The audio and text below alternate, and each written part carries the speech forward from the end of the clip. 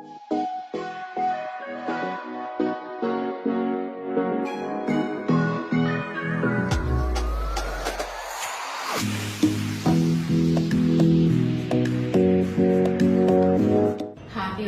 I am Dr. Anusha, consultant at Dr. Vijay's Cosmetology and Hair Transplantation Center.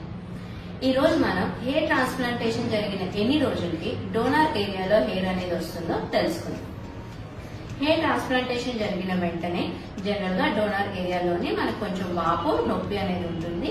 ఇది ఒక 24 నుంచి 48 గంటల్లో ఏదైతే ఈ వాపు నొప్పి ఉన్నదో అది తగ్గిపోతుంది. ఆ తర్వాత మీకు 8 నుంచి 15 రోజులకి ఎక్కడి నుంచి అయితే మనం గ్రాఫ్ట్స్ తీసామో అక్కడ మీకు చిన్న చిన్న బ్లాక్ గా స్కిన్ అనేది కనిపిస్తూ ఉంటుంది. దీన్ని మనం క్రెస్ట్ అంటాము. ఇది మనకి ఈ 15 నుంచి 20 రోజుల్లో ఇది ఏదైతే ఉందో అది రాలిపోతుంది.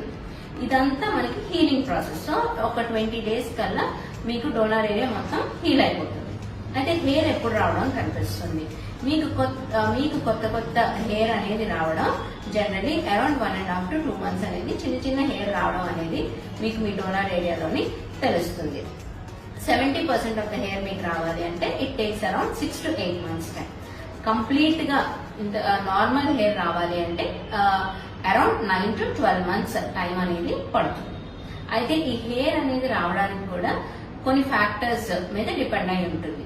హెల్దీ హెయిర్ మనకి కావాలి, చక్కగా రావాలి, డెన్సిటీ బాగోవాలి, క్వాలిటీ ఆఫ్ ద హెయిర్ బాగోవాలి అని అంటే ఫస్ట్ ఆఫ్ ఆల్ మీ డాక్టర్ మీకు ఏ మెడికేషన్స్, ఏ సప్లిమెంట్స్ అయితే ప్రిస్క్రైబ్ చేశారో అవి మీరు క్రమం తప్పకుండా తీసుకోవాలి. నెక్స్ట్ మీరు ఫాలో అయ్యే diet, it should be a high protein diet. Protein అనేది మన హెయిర్ కి చాలా మంచిది. సో ప్రోటీన్ అనేది మీ ఫుడ్ లో ఎక్కువగా ఉండేటట్టు చూసుకోవాలి. నెక్స్ట్ మీ డాక్టర్ మీకు అడ్వైస్ చేసిన పిఆర్పి సెషన్స్ అనేవి మీరు క్రమం తప్పకుండా చేయించుకుంటూ ఉంటే మీకు healthy and good quality hair అనేది వస్తుంది. Thank you.